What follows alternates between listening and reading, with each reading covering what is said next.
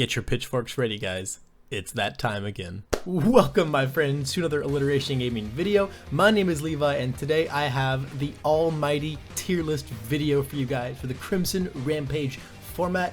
Yes, we are a well amount of events in so far in the Set 2 format, both big and small, but enough to where we've finally kind of seen a solidified meta start to form. We have a very general idea of what is really good, what is not so good, what's considered really good, and so on and so forth. Enough to where I think that we have the data to actually formulate some kind of a tier list, or at least a very general idea of the metagame based off of a combination of results and of course my opinions. And of course, as this is my tier list, this is only going to be my opinions from here on out. You know, this is by no means fact or law on what characters you can or cannot play and or win or lose with. This is just how I feel, what I think. This tier list is going to include the Provisional 2 characters. However, it is not going to include the DLC 2 characters. We are still 2 days away from them being legal in Premier Play. And regardless, I don't really think that we have enough data or experience with them to really formulate an actual opinion of where they sit in a tier list type bracket. However, I will give you my generalized opinions on them at the end and where I think they might fall. So to kind of go over what type of brackets we have right here, we have the S tier right here, which are basically what I consider the top dog. I think these are characters that could all be potentially looked at in some way as far as balance is concerned, and I think these are the characters that just really run the metagame. They are who you expect to see at the top tables every time, and they are also kind of who you expect to win a lot of the events. Next, very much right under them, like our S tier and our A tier is very tight, kind of just like how it was last time. The A tier is just going to be the very strong and very competitive characters. You also expect to see these guys at the top tables every time. You expect to see almost all of them in the top 16 every big, you know, 3-digit event, but you certainly are not surprised to see them winning. So that's kind of where we're at as far as the A tier characters go. Next, we've got the B tier characters. These are characters that are definitely not bad by any means, and they really are good as well. They're just very solid and very honest characters, and they don't really cheat the game in enough ways to make them as strong as the A tier or as quote-unquote unfair as the S tier characters do. These are characters that really cheat the game. These are characters that are very good at what they do. These guys don't really do much of either of that. They're just very good, solid, honest characters. Next we have the C tier, which are also not, once again, not bad characters by any means, because again, bad character in this game is just it's really quite a stretch of a word.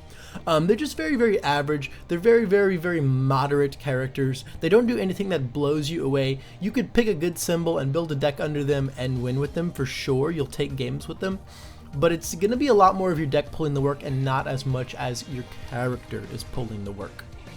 And then we'd have the D tier, which is essentially, I have poor and underwhelming here, which is basically the nice way of saying, yeah, these characters are kind of bad. You can't necessarily not win a game with them, but you have to work very hard, and there's kind of no sense in playing them over, you know, any other characters really that could do the same job in a very similar vein. That's kind of a breakdown of the general gist of our tiers. So let's just get right into it. The characters that we've gone over before, I'm not going to spend as much time talking about, especially ones with like really obvious or inherent flaws and or strengths. But I definitely don't expect you to have watched the previous tier list video to have watched this one, so I will go over every single pick with at least a general argument. But for the guys that aren't new and or didn't change very much from set 1, I'll be spending a little less time on. First character we have is All Might 1 Dot. I think this guy kind of just has to go straight into the D tier. I know we had the Pippa Spice. It was very hype, but at the end of the day, there are so many outs to this character. There are even more now, and he still doesn't really have any answers to them. He can play like Taiyaki Fanatic on the good symbol to cancel like a few counters to him, like the onboard foundations. That's literally it. Otherwise, this guy just has a very telegraphed game plan, and when it's answered, there's just not a lot he can do about it. So once again, he's gonna be in the D tier for me. Next we have Denki. Denki was an A tier last time, I believe. He's gonna move a little bit down into B. It seems crazy to call a character like Kaminari honest, but he really is. Like, he does cheat a lot of progressive with his once per game, but that's once per game on one big turn, and after you do that, you don't really do a whole lot. Whereas characters like Ochako and Froppy are just doing it very, very actively for no cost over the entire course of the game. So he's a little more honest than them. He's very much telling you how he's going to come at you. Still a very, very solid character though, and you're definitely not surprised to see him up there at the top tables. Next is Kiroshima 1 Dot. I think I had him in C last time. He is going to move down into D tier this time. Whether or not, I think it's a combination. People don't really want to play him, but also he's not very good anymore. He is very underwhelming now. I don't feel like I'm doing anything very, very powerful with Kiroshima. The loss of coordinated effort, along with his character basically being cut in half, was a really, really big hit, and so he's going to sit down here for now. Mr. Izawa Eraserhead is going to be a big A tier for me. This character's been really, really high up for me ever since day one, and I think the him taking down the regional, Corey Aguilar taking down Origins regional, just showed how much power and potency the character has in the right hands and when piloted correctly. Basically, ever since Set 2 format started, I kind of have been saying that all it's going to take is the perfect Eraser player, finding the perfect build, and then piloting it perfectly all day. A lot of alliteration there, I know. But I think if all of those stars can align, like, it's definitely Eraser's events to win right now. That didn't happen in Vegas due to the sole fact that Hatsume Mei, this randomly really bad matchup for him, just kind of like dominated that event out of nowhere. But we saw a lot less of her in Origins, and then look what happened. Eraser took the stage. I think this character is insane. He just does so much, and he's got, like, under the Void symbol, he has answers to just everything. He has answers to card pool stuffing. He has answers to like air and meteor shower decks and stuff with like Kurogiri sides and dissolving the conflicts. And he has answers to all of the throws in the world between stuff like Confuse, training with Gunhead, you know, spooky plays, stuff like that. So I just think Eraserhead is extremely, really strong. He has answers to everything, and he's very, very much poised to dominate this meta in a lot of ways, as long as the like Unga Bunga aggro decks don't just like high roll them out of nowhere. But they can do that to anyone, right? So I think it's still a very, if you're looking to really just like drain your brain to try and take down an event, Eraserhead's the pick for you. Tokoyami. Tokoyami gonna be our first S tier character. I mean, this character's been up there since day one. We've always had to really, really respect the crazy aggro he puts out, but over time he's just gotten so many tools, so many tools. Acquiring Crow and Frog was one of the biggest game changers for this character. The fire build just really evolves like crazy from there, and then Set 2 giving him Sugar Rush power up. It's just so easy to build such an aggressively slanted deck with this character, and it makes it so easy to just draw the absolute gas that no matter who your opponent is, what their character is, what their cards are on board, you can put out like 60-70 damage turns that just nothing in the game is prepared to deal with right now. It's a level of aggro that quite simply can't be answered in any way. When the bird draws hot, you just die. That's just kind of one of the rules of gameplay when it comes to fighting Tokoyami at the top tables. If he just draws what he needs, you're gonna go down, man, and there's not really much you can do about it. Next we have Cerro. I think Cerro is another really, really nice B tier character. He actually got a lot of really, really cool tools in Set 2. He's got great stuff under Order now. He's got some spicy control and discard pieces under Void, and he's still just a very, very solid character overall. You do have to work really hard for him, which is I really think the only thing that puts him down here in the B tier, is you have to put in a lot of work for the character that other characters can achieve similar results with a lot less work. But I think he's still a very, very potent character, and I'm not surprised to see him taking games. Midoriya 1 I think still has to sit in D tier for me. I just don't think this character is very great. He's got the joint effort offensive. That is a very, very cheeky Casino Royale type of deck now. It's really, really cool when you high roll into all of that, but as far as stability and consistency goes, you're not going to see anything like that out of this character. Bakugou 1 is, I think, a pretty average C tier character in my opinion. You can play him with the whole crazy, kind of similar, like I just said, Casino Royale, Double Friend beatdown decks. I think there's other builds for Bakugou that are also pretty stable and nice as well. He's just a very, very average character. He just does average things on his face and has some good matchups across the board. So just a very, very average guy right there. Jiro. Jiro no longer the S tier queen that she used to be, but still very, very high up here in the A tier. Her air builds just go crazy now. The introduction of double jab pummel and then having Taiyaki Fanatic as a cancel on the air symbol for her were really crazy, and there's just a lot this character can do. We've seen a lot of dedicated Jiro players continue to play her and still achieve very similar results. It's a lot like Tokoyami, you know, when Jiro finds the gas and then like can put the right checks on top. Just very potent character. Maybe a little less consistent than some of the others, but she does have a bigger health pool to fall behind and some actual defensive tech in her kit as well. Next we have Minetto 1. This guy sits somewhere in the C tier for me personally. I probably feel a little bit better about him in Bakugou. He's just got he's got really strong symbols. Like you can play him underwater, and water is just such a powerful symbol that like any kind of disruption on your face combined with water is just going to give you a lot of powerful plays. He's a very average character with decent abilities on his face and a very decent kit, and just access to all of the powerful cards underwater. Next we have Momo. Momo, this one's for you. This one's for you, my boy. I'm putting Momo in the A tier, man. Like all jokes aside, you know, the Nathan DeWalt spice, all jokes aside, I think this character is really legit. Obviously Nate is the only one that's really like playing and like consistently performing with this deck, but like it's not a thing that only he can do. If you put your mind to it, you can also play Momo like he does. You know, he's very public with his list. He's very public with his plays. If you ask him how to play Momo, like he'll show you how to play Momo, man. It's just it's kind of like a racer. It's a whole lot of work, and you gotta be ready to put in that work. But if you are ready to put in that work, you have an extremely powerful deck at your hands that can kind of do whatever it needs to whenever it needs to. And set 2 gave it some really crazy stuff. Momo being the best small and limber character, on top of many other things that came in set 2, is just a very powerful thing to be. Next is Nomu. Nomu, I think, is like the most C tier of C tier characters. He's just so average. I probably feel a little bit better about him than I do Mina. These are gonna kind of be in like a very loose order. It's more gonna be like top half, bottom half once all is said and done. Don't fret too much about like the inner logistics of it. But anyway, Nomu, I think Nomu's just a fine character. He's just a big old 5-hander. He throws big moves. If he draws 5 attacks, you might just die. If he doesn't, he kind of just coasts there. There's a lot more defensive power in the game that I think it's just really hard for Nomu to like catch people off guard these days, especially as far as like the wrong zones and stuff like that goes. I actually don't think the character is nearly as potent as he used to be, and I never thought he was as potent as a lot of people did anyway. I think he's just a very okay character right now. Ochako 1. Ochako 1 gonna sit way up here in A tier for me. This character is crazy. Obviously, I'm a big fan of the character. I've been playing her like non-stop since I started competing. Post Kiroshima ban / errata. But I think this character is just freaking crazy, man. Like she's a pseudo 7-hander. The ability to just snap things in, set your grab lifts off. You can do so many attacks on so many few foundations. Recur certain attacks. 1 frog lashing is 2. 1.3 is 2. Like it's just really crazy. I don't think she quite sits up here in the S tier. I think the characters that I'm gonna put up here are just like a tad bit more unfair than her.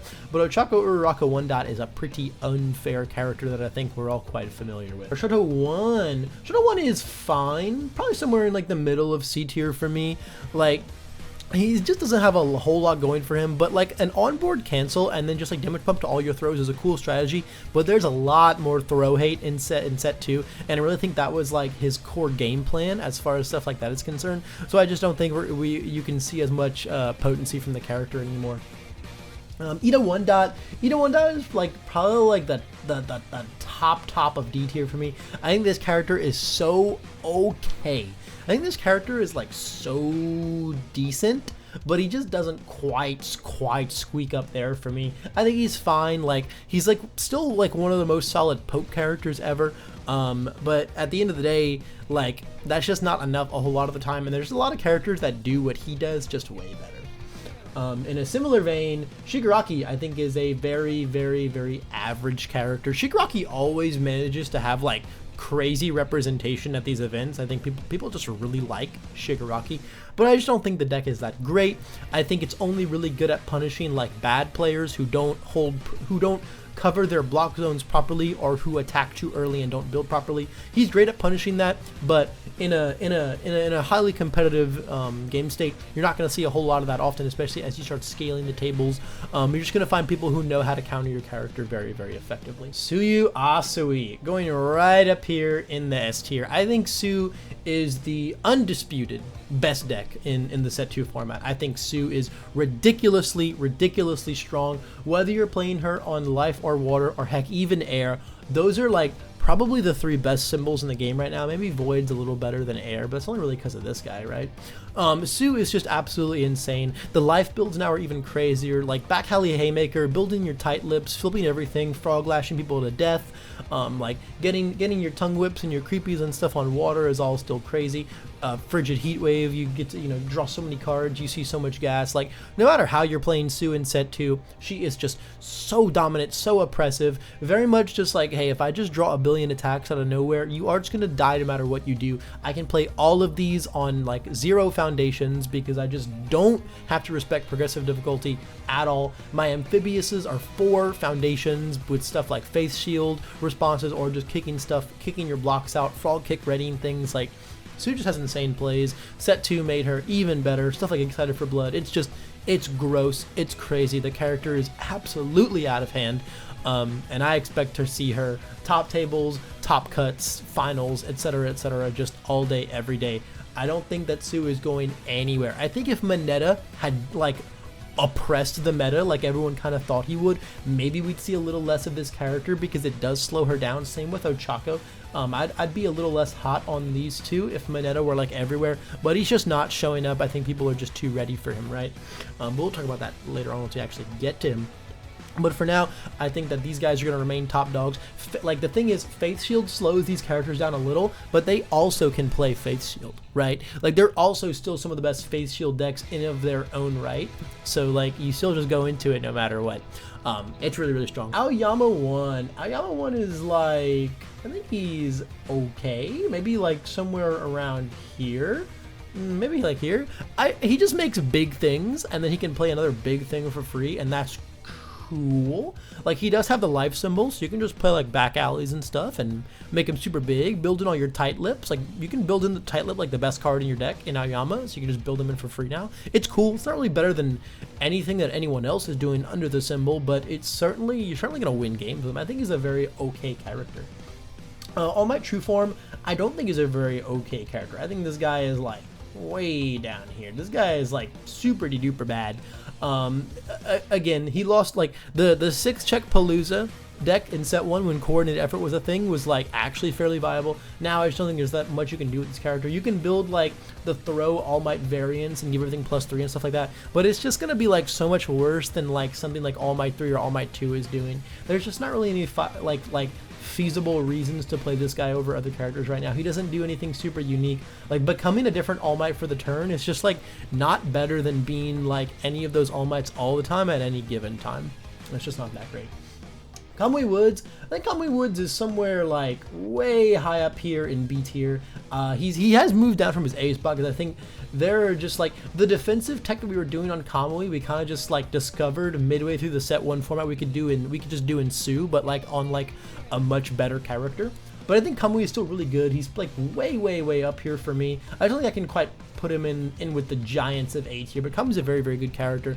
Still has great interactions on all of his symbols. Air and water, I think, are, again, 2 of the strongest symbols, so he's going to be very powerful. Just has very generically good interactions with those. He's great on strings, he's great against those string decks. Like, by the time Su or Ochako get to like their 4th or 5th attack, everything's like minus like what, 5 damage. Kind of big in a lot of situations. I think Kamui is still a very respectable pick, and I expect to see him do a lot of topping. All Might 3. All Might 3 sits somewhere up here in the A tier for me. I think this character is very powerful. I've been hot on this character ever since he came out. I think he was in S tier on my last tier list. He's a little bit more down now just because I think some of these more unfair characters get to do things a bit better than he does. But All Might 3 still just, he does very fair things, but he does them unfairly. He doesn't do anything super crazy or drastic. He's not going to blow you out of the water or blow your mind with what he's doing. He's just an 8-hander with 30 health that pumps everything up for free, and that's just very, very, very strong. The good symbol got some crazy stuff in set 2. All Might 3 with back alley haymaker is like absolutely crazy. He's got stuff like the ricochet charge now for like a whole lot of stun, like kind of Chris Smith's whole game plan, obviously having just won the provisional with All Might 3 was just like stun you out like crazy and then just beat you up with like Texas smashes and stuff, and it's an extremely solid game plan. The character's just like so solid. He's just going to be better at playing the game than you no matter what. And the stability and consistency of the good symbol just leads itself to such a good stuff stats character very, very, very well. Audro sits somewhere down here in C tier for me. I think this character's just fine. You know, you can still play Punch Planet on him and it's going to be okay. There's just a lot of characters that do it a lot better. He still's got his like float combo cheese and stuff like that, even though there's a little more there's like, I mean, it's still like potent in a lot of ways, but it's a little harder to set up these days, and it's just not as consistent as you might like it to be. But he's still a very, very average character. Shoji, I actually think Shoji is quite good. I'd probably put Shoji somewhere down here in like the lower echelon of B tier. I think on All Our Life he can still play his really strong throw builds and just like live forever and recur throws and just like smack people up like that. I thought this deck was going to be like insane going into set 2 until they started revealing so much throw hate as well. And now that we have so much throw hate, I think he's a little less potent. He's got to probably play the game a little more honestly than that, or just like accept his loss to the throw decks. And if you want to play a deck like that, there's kind of slightly better builds you can be doing it on than something like Throji, but I think he's still solid enough to make it into the B tier. My girl Mina, somewhere around here I think in C tier. I think this character is perfectly fine. She has life and water, which are just insanely strong symbols, so as just like good stuff character on those symbols, I think you can totally play her and it's gonna be fine. I just don't think she brings a whole lot to the table, like as a character card in herself. She's just a very, very okay 7-hander with recursion, and sometimes if you get really lucky, you get to play some busted stuff for totally free. But the toolbox aspects of her are also not to be ignored, as far as like, you know, building in certain key foundations and answer pieces when you check them and stuff like that. Like, oh hey, I checked my excited for blood. Oh, I would like an excited, you know, stuff like that. So I think she's just a very, very okay character from that standpoint. All right, next we have Mountain Lady. Mountain Lady, I don't think this character is very good at all. She's got to be in the D tier for me. I just don't think that she does a lot. The character is extremely slow. I know that like you can play like throw builds with her and kind of get there, but I just don't think that that's a if you're going into that strategy, like there's gonna be a lot of characters I'm like, okay, ooh, if you just play a throw build on this character, you will win games. It's like, yeah, you'll win games with like people that don't have throw hate. And you'll lose games to people that do have throw hate, no matter what your character is. I think if you're gonna play like that, you might as well just play better versions of those decks that at least have a little more consistency and chance to auto win those matchups where your opponent doesn't have throw hate. Like if you're trying to take that gamble, don't do it playing something like Mount Lady. Go with like All Might 3 or All Might 2 or Todoroki 2 or something like that, right? This character is just very, very, very slow, and until we get, you know, ways to make her a lot more consistent, I just don't think that she's going to be that potent. Next, we got All Might 2, the Throw King himself right here. All Might 2 probably sits like somewhere right under here for me. I think this character is very, very strong. Whether you're going for like the super cheesy throw build, the really, really like toolboxy all over the place all build, or just the straight up pressure sugar rush evil gaze evil doers fire crazy fury ranged build, like there's so many ways you can play this character and they're all really potent. This character is just strong. It is a lot of free damage and it's a lot of free cards once your things start hitting, which if you're playing the throw build, they're always hitting. I think this guy is just everywhere. I think he's a very, very powerful character, and like you never really know what you're gonna have to deal with until he starts, you know, checking cards and you understand what build your opponent has gone for here. But no matter what, it's gonna be a strong build regardless. Ochako 2. Ochako 2. I think this character is super duper powerful. Obviously, David Penna, the king himself, always sitting in top tables with this gal right here. This character is just very, very, very, very potent. She does have some serious 5-hander syndrome, but she's got tools in set 2 that help her combat that a little bit more nowadays. And at the end of the day, if you just draw like long-lasting Gale Force, etc., you know, Gale Force, Turn to Dust, etc., like there's just so many combinations of attacks you can draw that your opponent is just going to not be able to deal with, especially such early game, and you're just going to take all of the momentum away from them and just, or best case scenario, just kill them outright. And you can do it all on like 3 or 4 foundations, because this character gets to cheat so much game mechanics, especially as far as progressive goes. So very powerful character. You're gonna see her everywhere. Ida 2, I think Ida 2 is okay. I think Ida 2 is like fine, probably like somewhere around here. I think Ida 2 is just certainly fine. He's a very average character. You're gonna put really great speed on things. There's like cool like there's cool steering glacial builds with him. He's an Edo character. Again, 7 hand size character on the order and void symbols, just gonna be powerful. However, it's hard to play him on order these days because you don't have a lot of throw hate to protect your super small 19 health. But I think he's just a fine character. Suyu Asue 2, I think this character is just like super duper poor. I don't think that she does like anything. Bottom of D tier for me. I think this character just doesn't really do anything. Like, your opponent has to play into your abilities, and when they do, they're just not even that great. I just don't know why you would ever play this character. I just don't think that she does nearly enough compared to like any other character on the board. I think she's a very underwhelming character. Kurogiri I think is very strong, not underwhelming at all. He's going to be somewhere probably in the bottom of B tier for me. Honestly, he'd be higher up if he wasn't more just a sideboard piece for Izawa. But I think you can still main him, and you have a lot of powerful matchups across the board. You're great against stuff like Ochako 2. You're great against stuff like Tokoyami. You're great against stuff like Fourth Kind, which we'll get to eventually. He's just a strong character, but I think he's just a little bit better as a side-in character for Izawa in those matchups particularly. But you can certainly play him on his own, and you will see success. Because you can still just be under void and have all the throw hate in the world and just like be champ chilling. Next we have Midnight. Midnight I think is a fine character. I feel like she's like maybe almost B tier. I think she's like really low B tier for me. I think she's super fine. She has a lot of cool tricks she can pull. She has like some cool interactions, and she has a lot of consistency going for her and just having the second mulligan. I don't think those things make her enough to be like way up here, but at the end of the day they make her very solid. Present Mike. This is Present Mike 1 dot. This is Provisional Present Mike. I think this character is okay. He's like maybe right here for me. I think the character is just fine. I don't think he does very much, unfortunately. Like, you can go for the mill strategy. I don't think it's very realistic. I think a lot of people are starting to play much bigger decks these days, and you're just not really going to catch anyone off guard with that style. He's a little more flexible than the other Mike, who kind of has to be like all mill for the most part. But I think at the end of the day, he's just going to be a meme no matter what. Next we got Sato. Sato is somewhere down here in the B tier for me. It's funny, all these provisional guys kind of sticking together. I think Sato is a really fine character. I think that other people kind of do what he does a little bit better, but I do think there are still very cool builds for him. Order got really strong tools in set 2, as well as the all symbol. There are so many things that draw a card in the all symbol now that you get a lot of free damage, and it's kind of crazy. So I think Sato is still a super solid pick. Hagakure.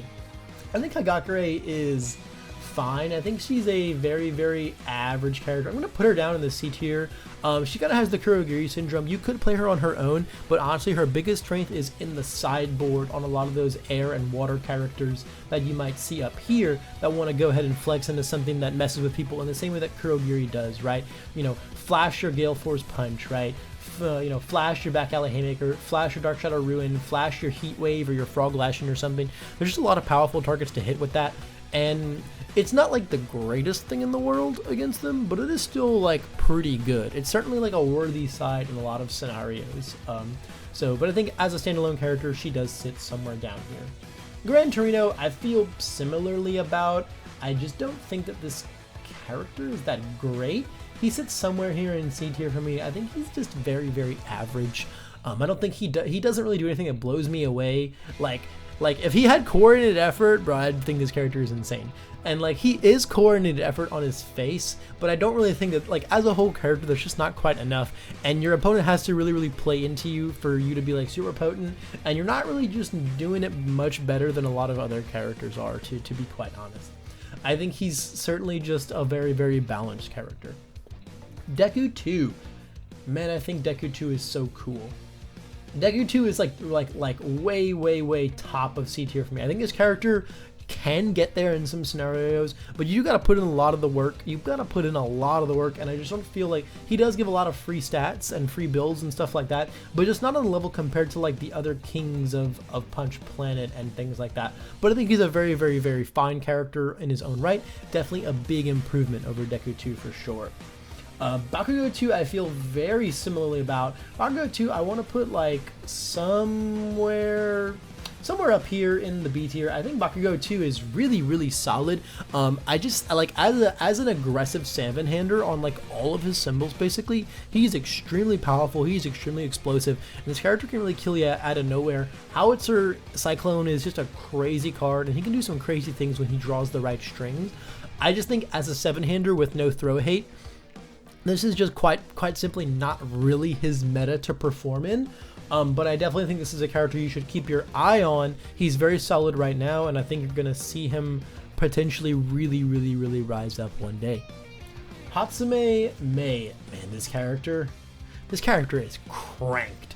I'm gonna put this character somewhere around here. This character kind of feels like a mix between like All Might and Jiro, really. So I kind of want to put her right in the middle of those two. She pumps out stats like crazy, like Jiro, but she just takes and just draws cards like crazy, like All Might. Like once she gets to full power, she's just like a 9-hander. She's got a lot of fantastic matchups in this top tier. I think she's amazing against Eraserhead. I think she's really strong against Momo as well. Like those characters that want to go into like the crazy late game, like I want to play a bit of a slower game. Well, cool, you let me get to full power for free. You didn't like burst me down early game. Now I'm just a full health 9-hander that gets to do whatever I want. And then suddenly, once I found all my stuff, every attack can be like plus 6, 7, 8 damage once I find like my full asset pool, depending on the symbol I'm playing. I really think Mei is just crazy. This is a really good meta for her, quite honestly. I think she's a very powerful character. Minetto, oh, my girl again, my sweet Minetto. I think Minetto is fine. Like she's very locked into her own kit, and I think you have to play a bunch of 2-checks no matter what symbol you're on. I think you have to play like a bunch of 2-checks to really get like the most potency out of her. But I think if you wanna roll that way, she's a very fine character. And she's gonna do what she wants to do every game, right? Her cards like do the things that she wants to do, and I think that's perfectly fine. I feel very similarly about Ochako 2. I think Ochako 3, somewhere around here. I think she's a very fair character. Sometimes she can find some crazy strings and do some crazy stuff, but at the end of the day, like you are a 25 health 6-hander, and like you can recur cards if your opponent is taking your attacks, but if they're taking your attacks, you're not really getting to do what your character wants to do, and you're constantly spending your momentum to do those cool things, which is kind of what you want. You want to have your momentum to do the cool stuff on her symbols. So all in all, I think she's a pretty okay character. Todoroki 2. Oh man, I really thought this character was like insane, and I still think he's really good. I don't think he's as good as I thought he would be though. I think this character is gonna sit like tippity top of B tier for me. I think he's really strong and he can get there, just not as consistently as a lot of these other A tier characters can. But like the man gives out a lot of free stats, picks up a lot of free cards, and stuns a lot of things for free. Like he's just strong. He pushes a lot of free buttons that are very powerful, but he doesn't do anything super unique or out the box. I think he's a fantastic side in Tokoyami when you're going second, so he's got that going for him. But even as a standalone character, I do think Shoto is very strong. I think it's a matter of finding the right builds and getting there. But I think for now, this is as far as the character will go for now. But I mean, top of B tier is still a really respectable spot to be in. The Hero Killer Stain. All right, guys, I'm not gonna put Stain in A tier. I know everyone thinks I'm gonna put Stain in A tier. I'm not gonna put him in A tier. He's certainly not that good, but I do think he's quite good. I think he's gonna make it like somewhere here in the B tier for me. I think this character is like actually quite potent. But it's a matter of finding the right build that works for you. You have to play it perfectly, and at the end of the day, you got to put in a lot of work to make this character get there. Like, if you Stain response the wrong card at any point in time during a single game, you're probably just losing that game. He's a very methodical character to play, but if you pilot him really well and you've got the right build, I think you can definitely see some success with Stain. Dobby. Man, I don't think Dobby is very good. I think Dobby sits like man, somewhere here for me, I think the character is extremely underwhelming. Like, giving the next one like 3 damage, like, I don't know, the character tells you when he's gonna stop attacking you, which is like not something you ever want to tell your opponent, and all the moves are all just like super duper telegraphed, and the once per game is just like practically non-existent. All of the best symbols have answers to it, and he can answer some of those things with his own answers on stuff like chaos and fire, but it's just like, it's just so much work to try and get a very mediocre once per game off. And at the end of the day, when like face shield comes down, there's nothing you can do about it. There's zero interaction you can do there. He's just not a very potent character. He needed to say, like, I don't know, the damage on the throw attack can't be reduced, or can't lose keywords, or like, I don't know, he needed to prevent interaction with it somehow, because at the end of the day, the once per game is just not going off every single game, and even when it does go off, I just don't feel particularly strong about the character. Like, if his once per game was uninteractable, he'd be like maybe like lower half of B tier even, which is certainly a lot better than D tier, but for now I think that's where this character has to stay. But speaking of his dear old dad, I think his dear old dad is a little bit better. I feel very similarly about Endeavor as I do like Stain. I think he's a very, very solid and honest character, which is funny, right? To say Endeavor is honest. I think Endeavor is just a very, very genuinely, I kind of just see Endeavor as like a refined Nomu. He's got a fat health pool. He's cool with taking hits. And he just wants to just draw, but he's a 6-hander, and he can pick up attacks when he takes hits. So he sets up those kill turns a little more consistently and has a lot more stability going for them. I think he's just a very, very solid aggro character that is definitely going to win games, especially against characters that want to play a longer game state and let him get to like that plus 6, plus 7, plus 8 damage on everything. If you let him get to that game state, he draws like, all of his moves, like, you are just gonna kind of get like beat up. And with stuff like cross flame hell flame cross punch, the one with his face on it, right, and then just his own character ability itself, he's gonna be able to reach those big orange gripped hands pretty easily.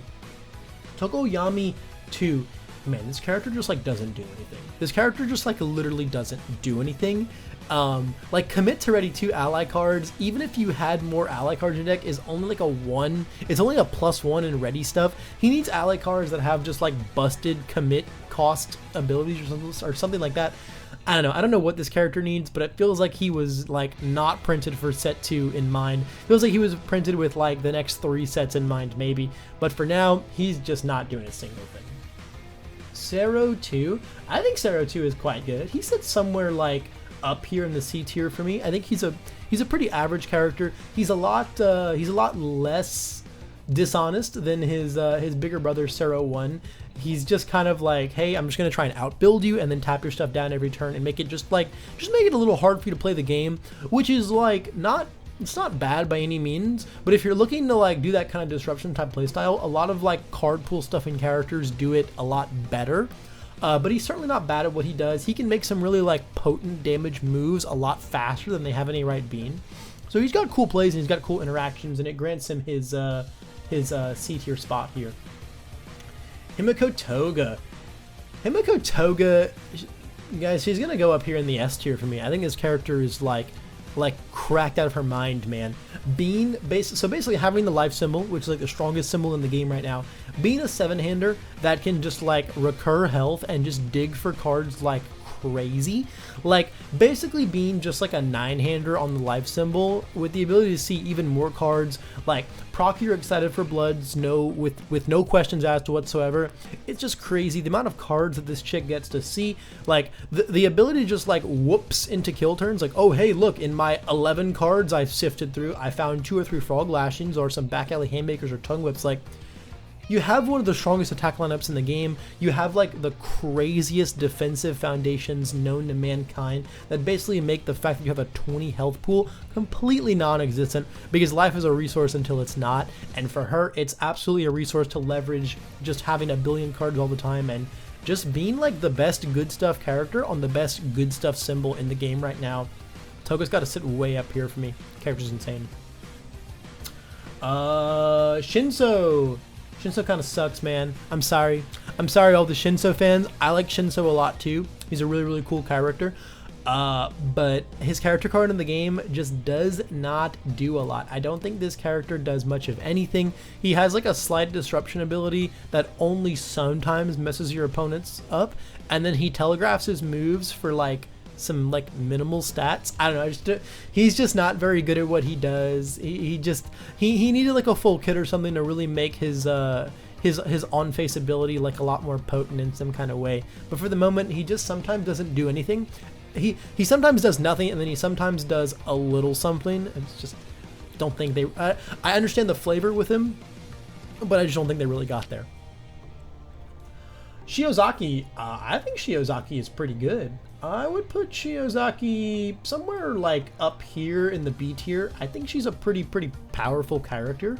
Definitely, like, she has some really strong throw builds as well, but even just playing like genuine moves, like I kind of see her as like the water version of Tokoyami in a lot of ways. Like I kind of see her as like, hey, I'm just gonna pump big damage on everything, but it's gonna be on stuff like, you know, like tongue whips and things like that. Tongue whips and ice storms and, you know, just really cool moves like that. But I think she's a pretty powerful character. Just being a 7-hander on water or life is going to get you really far in its own right, but she does certainly have like some cool interactions with a lot of those moves. Next we got Moneta, the fabled menace. So like, the story with Moneta, right? People thought this character was just going to, boom, destroy the game. And then everyone was like, nah, we'll be ready for him. And then he just like didn't destroy the game. And then he just like stopped showing up entirely. I think the character is still really good, and under the right pilots, he's going to see results. I think he sits like in the bottom half of A tier for me. The character is still quite impotent. And if you're not prepared for him, he certainly can just like oppressively steamroll you like crazy, and you're not going to know what's going on. But a lot of the best symbols do have ways to be ready for him, especially if it's like the full-on throw builds. Otherwise, I think you have to play a bit more of an honest game with like a genuine like, hey, I'm going to just like actually try and kill you normally on like death or water or something like that. But either way, he still has a very strong card pool, and that face, that ability on his face, man, it's just so powerful. Debuilding your opponent is just so strong. So I think we've still got to give Minetto some respect up here in the A tier. Monoma? I think Monoma is a very okay character. Probably sits somewhere down here. I think like right here. Somewhere down here in the lower half of B tier. I think he's just fine. He's got a lot of really cool interactions on really all of his symbols. You can play like a very just like generically good stuff deck. You can get some potent throws in there depending on if you copy someone who has like really busted interactions with throws. But at the end of the day, a lot of the potency of your character is going to be based on the matchup, who you copy, and how it might accidentally make some of the cards in your deck broken. But he's still a really cool character for that, right? Alright, next we've got President Mike 2. This is the Crimson Rampage President Mike. I think this guy is like even worse. I would put him maybe somewhere around here. I just don't think this character does like anything. He kind of like forces you into like the all mill strategy unless you're just trying to go for like a damage build. But at that point, why are you playing like a 17 health character trying to be aggro with it with a defensive once per game? That's like where all the stock of your character is. I just don't think it's like quite worth it. I don't think that there's really any reason to play this guy other than for the memes. He is a fantastic meme, and I absolutely applaud the design team on the meme capacity of both President Mikes. I think he's very fun and goofy to play, but from a wider, you know, meta breakdown standpoint, I think he's just very underwhelming. All right, I had to shrink myself quite a bit so you guys could like actually see the whole tier list, right? Alright, next we got Ida 3. I think Ida 3 is very good. Ida 3 I feel very similarly about as like Todoroki 2, Conway, etc. Like, these three men could like almost make it into A tier, and honestly, maybe we just haven't found the right build and the right player for them yet to really discover that. But I think Ida 3 is very strong. I kind of see him as like an aggressive Izawa without the control pieces. I do think he's a very good side into Izawa. The Void Trio deck that I've kind of talked about, where like you start as Izawa and then side into Ida and Kurogiri for like when erasing doesn't matter. You just become Ida and can be a little more aggro, or like when you need to like close out a game faster, you can become Ida and be a little more aggro character, or when you need to like control or you're in a really good matchup where like bottom decking their attack is really relevant, Kurogiri comes in. That trio I think is very solid, so Ida gets the brownie points for being a cool potent sideboard piece in Izawa, I think, but as a standalone character he is still quite good. He throws very, very, very fast moves. He's a big 7-hander, so he can see all of those cards and make some very potent attack strings. Kind of plays the same moves as Izawa does, but with the free momentum he can generate, he can do all of those aggro plays a little bit faster and more consistently without relying on actually getting hits through and taking a turn to just like set it up, right? Next we got Tetsu. I think this guy is actually really good.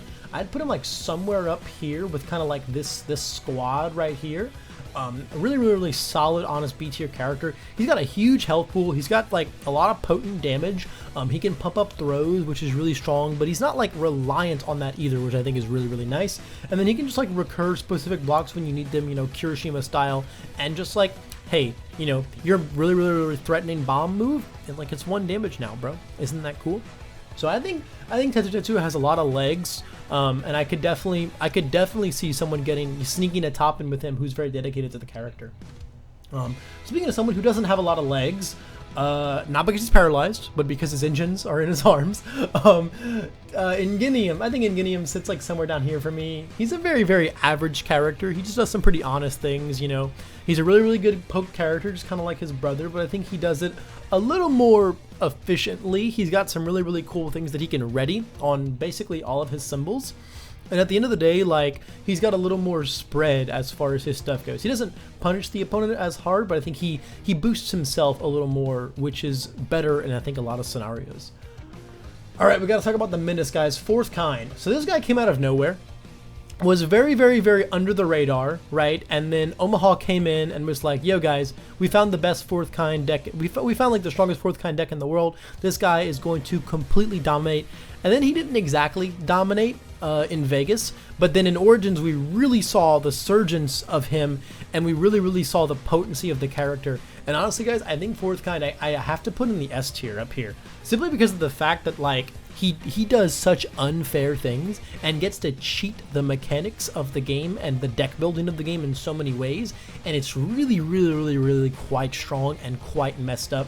This guy can build like a 50-50 attack foundation deck, cheat the rules of deck building, cheat the rules of being a 5-hander by that extent too, because he can just draw a bunch of moves and then like not even have to spend time building, because he can kill you. He can play like 3, even 4 moves on like 3, 4, 5 foundations, and then like he cheats the way you get to play too, because if you're gonna pass the 5 foundation number, you have to be ready to go to like 8, 9, 10 in one quick burst, or he's just gonna completely punish you with that once per game. He's gonna draw a grip of moves, and then you're just gonna die to just like the most massive 1.3 millions and reciprocal bursts and stuff. He's got so much draw power on the order symbol, so he gets to cheat his 5 hand size even more, and like he just puts you in such a pressuring situation where like he dares you to do 34 health is an insanely high number, and he dares you to do that in 1 turn unless you want to enter a really long game state. And then even if you do build out against him, he has stuff like Searing Glacial Storm to just reset the game state back to where he wants it to be. Very powerful character. I don't know if he's like as much stronger as some of the higher AT characters, but he cheats the game so much and can like steal games so hard on top as like his ceiling, and then his floor is just being like a super powerful character. So that's why I think I gotta put him up here in the S tier for me. Ectoplasm, I think his character is extremely underwhelming. I'd put him like maybe somewhere here. I just don't feel very great about this character. I don't think that he does very good things. He doesn't have a way to like pick up his character cards if you just check them all. You just kind of have to like try and play his ultra rare, try and put them back in the deck, and then like hopefully draw them, you know, try not to check them again at some point. If you had a way to recur his characters, I'd feel a lot better about him. But I think at the moment this character feels like he was designed against himself, or maybe he just needed like some foundations or attacks that picked up his characters from the discard pile. Like I said, I just feel like he was designed against himself, and I don't think he's just that great at what he's trying to do. I think even when he gets to do it, it's like not that crazy. Like, you have to hard build in the character and then like pitch it to be a perfect block, which is like almost most of the time not that much better than just like blocking with a character card against a mid attack in itself, right? Like obviously he can do that against much bigger and much not mid attacks, but at the end of the day, like, it's just not that necessary of an ability. Like, if I was able to build in these ectoplasms for free, I'd feel a lot better about this. And like, he has to remove them, so it's not like he's getting to do this more than 3 times. And if he gets to do this 3 times in a game, that's like the entire character. I don't feel that bad about him doing that. I don't think that would be broken at all. Next we got Cementos. I think Cementos is pretty darn good. When this guy first got revealed, a bunch of people were just like, yeah, this guy's getting banned like right away. And I was like, what? And I was like, yeah, I guess if he gets to like 20 foundations, he just like auto wins, right? You just can't really like play the game anymore. Because he's just like a 10, 11 hander, and then like everything is just like super duper lethal. He's got some pretty busted freaking symbols. At the end of the day though, I think realistically he sits like somewhere around here. Like, I think he's pretty good, but I don't think he's that much scarier than a lot of these other higher B tier characters. I do think he's quite strong though, and I would not be surprised to see him get a top or 2 in there too. But I don't think he's as like game breaking as a lot of people thought that he would be. Snipe, I think Snipe is actually kind of cool. So look, Snipe has really powerful symbols with abilities that sometimes do like really relevant things. The rant, obviously, if you're just like flipping an attack every time with Snipe, he feels like, you know, top of the freaking cream of the crop, right? But other than that, I think he's just like a pretty average character. I'd probably put him somewhere down here with like Deku and Cerro and Todoroki and Nomu in them. I think he's just like totally fine. You know, he's a 7-hand size character on like the air symbol or like the death symbol or something like that, or even the chaos symbol. I think could all be really cool decks, and I think he's just he's a very average character. And lastly, we got the provisional pack right here. Gunhead, I think Gunhead is like fine. I'd probably put him somewhere down here in like the C tier, bottom half of C tier. I think he's a pretty average character. His moves are very telegraphed, and like you're gonna have to build your deck in a really specific way, but I think he's okay. He makes some of the throws in the game actually quite scary, whether or not you have like negation for the half block. You can actually just make it hard to block them in general, so I think he's a pretty cool guy. Selkie, I think Selkie is actually really good. I would put Selkie up here with like the middle of the kind of B tier boys. I think this guy's actually quite strong, whether you're going for like water and playing him with like Mina 2 stuff, or even chaos with that, or if you're just going on void and you're playing like the kick package. I think he's really good either way. Slamming 2 free momentum on the kick package is like kind of crazy daisy. And then he just gets to start like cheating progressive with anything that flips on like water or chaos. I think he's a very all-around stable character, and I'm interested to see him perform in events. And then Uwabami, I think Uwabami is fine. I'd probably put her like way down here, kind of like super bottom of the barrel in B tier. I think she's fine right now. Like she has like really good symbols with life and earth, and she's got like really good things to pick up on those symbols and break her 2 blocks on them. So I think just like as time progresses, we're going to see this character become a lot more potent as well, once she gets more things that she can pick up and actually, you know, interact with. And that, guys, is the entirety of my Crimson Rampage tier list. I feel like everyone is in pretty appropriate places based on how strong their character card is itself, and then how they've been performing in the recent events lately. But like I said, if these are just my opinions, if you have different opinions, I'd love to see what you guys have been cooking up with. Maybe you'll know some spice I don't, and regardless, I would love to hear about it. I did promise you guys that I'd talk about the DLC 2 characters as well, so going over those real quick.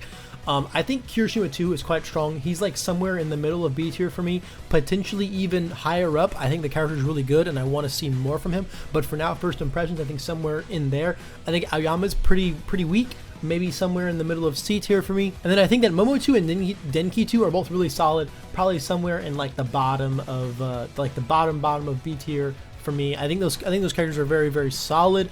I think Kiroshima is quite good, and I think Aoyama is quite mediocre. That's how I kind of feel about those.